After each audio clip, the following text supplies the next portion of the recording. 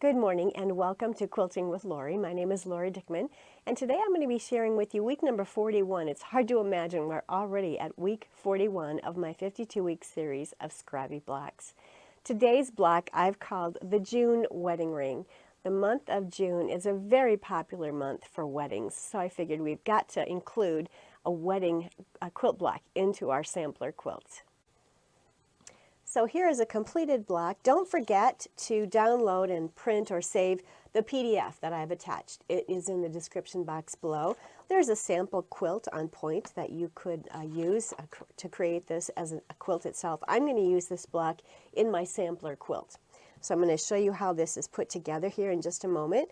Also, I want to just remind you that in the description box below, I always like to include the tutorial, the video tutorial on how to cut up your scrap stash, how to cut it up using the Speedy Solutions to cut, organize, and get your scrap stash stored and ready to use to make beautiful quilts. There are 5 additional patterns in this techniques book, and this pattern book includes 12 additional scrappy patterns of beautiful scrappy quilts. So between the 2 books, you get a total of 17 scrappy patterns to make the beautiful scrappy quilts to use up your scrap stash, and all of the techniques are in this smaller book. I've got a link to that from my website, and as well as a link to the video. So check that out below in the description box. Now let's see how we're going to lay out these squares to make this block. So let's take a look at what we need to create this beautiful June wedding scrappy block. Mine is very scrappy. You can make yours where the lights are all matching. You can make it so that there's basically just 3 or 4 colors to your block. Whatever you'd like to do. I went ahead and made mine very scrappy, as you can see here. My goal is to use up my scraps, so that is what I have done. So let me share with you what is required to make this block. I used a 4.5-inch center block in light, and I've used yellow. I am needing some rectangles, some light rectangles, and some dark or medium rectangles, and those values are interchangeable. But I simply pulled 5-inch squares, 2 5-inch light squares, and 2 5-inch medium squares, and in this case they're more of a dark color. But I'm going to cut those in half, trim off a 1/2 inch, and that will create the rectangles, and the rectangle units then are made using a light and a medium, or a light and a dark, whatever values you choose to use. You can completely reverse all the values on this particular block. You don't have to follow what I'm using. Then, to make these flower petals out here, I pulled 3.5-inch blocks from my stash. I pulled 4 of them. And then each of these does need to be trimmed down to 3 3/8 inches. That will help you to get these square and a square units done properly. So I pulled 3.5-inch squares from my stash, and I trimmed them down to 3 3/8. And then you're going to pull a total of 6 of the dark 3-inch blocks and 2 of the medium 3-inch blocks, and I pulled 2 greens. I'm going to cut those 2 green 3-inch squares on the diagonal to create these 4 triangles. I'm going to cut these 6 3-inch darks on the diagonal to create these. There's a total of, let's see, 3, 6, 9, 12 of them that go around each of these petals. And we'll be making square and a square units for each corner. We've got rectangle units here, and then we're simply going to put them together in 3 rows. A very simple block to make. So what I first want to do is get the squares ready. For these 3.5-inch squares, which are the 4 corner petals on the June wedding ring, I'm going to trim it down to 3 3/8. So I'm simply taking my ruler, I've lined them up, and I'm going to trim it to 3 3/8. And that will help us to get our square and the squares to work out beautifully as we put those together. So that's done. Now with the 3-inch squares, I have 2 of the green and I have 6 of the dark, the burgundies I'm using here.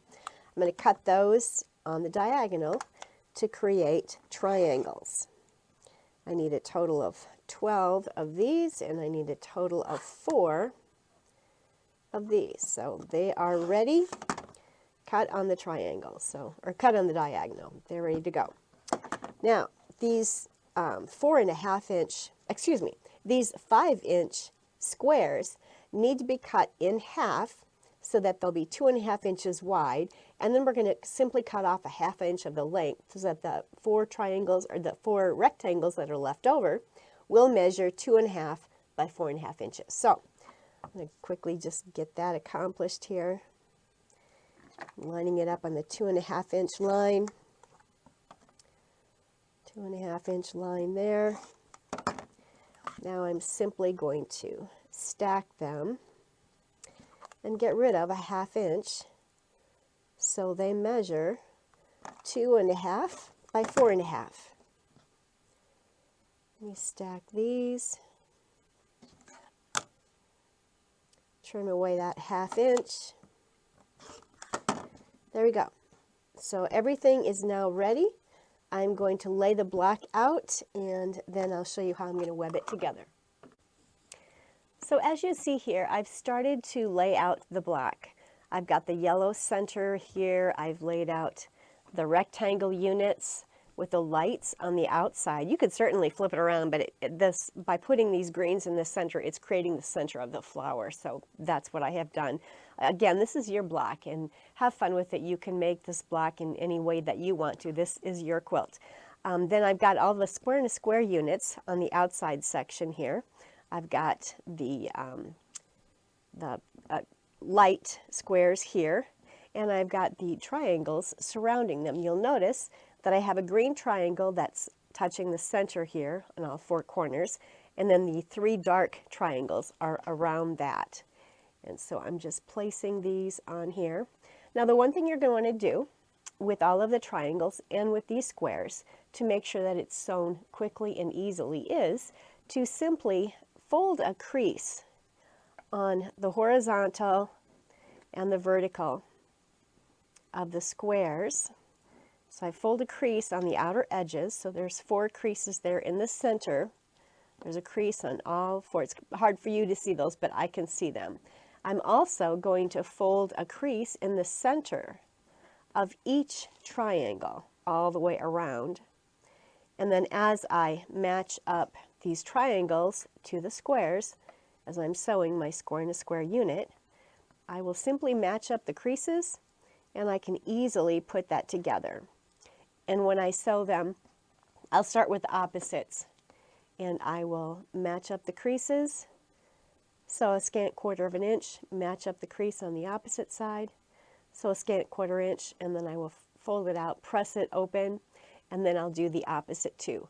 Let me do that, and I'll be right back. So here's a bit of a close-up shot so you can see how I'm putting some of these together. So this was how I began putting the triangles on the squares to do the square and square unit. As you can see, you can sew from just a scant 1/4 inch on each side, press it open, and I simply finger press these open. Then I'm going to take the opposites, match up the creases, lay them on there, and you'll simply sew a scant 1/4 inch, and that should be from that point there to this point here. So you'll do that with both the last dark and this green, or the medium. You'll sew on each side to create the square and the square. Then it's important that you square each of those units up to 4.5 inches. That's imperative, and that will automatically then remove some of these little dog ears that you'll get after you've done your square and a square. And then to make sure that when you put it together, the greens are all facing the center of the block.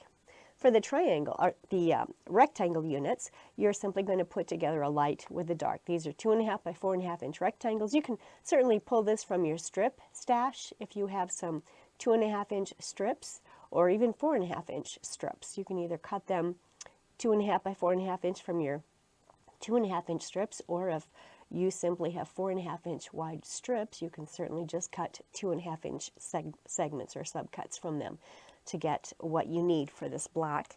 And so I simply just pulled the 5-inch squares as you saw, and I trimmed them down, put them together. So now when I put these units together, it's going to be 3 rows of 3, which most of these 12.5 inch sampler blocks have been. They've mostly been 3 rows of 3, and it's a very simple block to go together. I'm going to continue finishing my square and a square units here, just like we've done here. This needs to be pressed and squared up.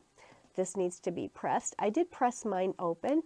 the seam allowance open. If you do that, you might want to shorten your stitch length to a 2 or a 2.2, just so that when it's being quilted it doesn't pop apart. But that's what I'm doing there. On this one, I've pressed everything toward the outside section, as you can see there. So that is how I've put these together, and I'm going to go ahead and web the row together. You've seen me do that many times, and we'll end up with this June wedding ring block. And once it is completely sewn, you'll want to press it. And this is how I've pressed mine. These rows have been pressed toward the center, and these have been pressed out.